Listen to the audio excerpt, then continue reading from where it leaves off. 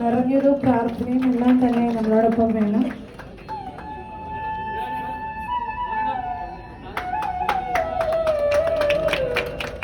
എനിക്ക് തോന്നുന്നു മരക്കായം ടീമിന്റെ വലിയൊരു സ്വപ്നമാണ് അല്ലേ, നമ്മുടെ പ്രിയപ്പെട്ട ശ്രീ മണികണ്ഠൻ പട്ടാമ്പിയും ശ്രീ സൻഹാസനും അവര് ചേർന്നൊരുക്കുന്ന സിനിമയാണ്. അപ്പൊ അതിൽ നമ്മുടെ മരമായം ടീം എല്ലാവരും ഉണ്ട്.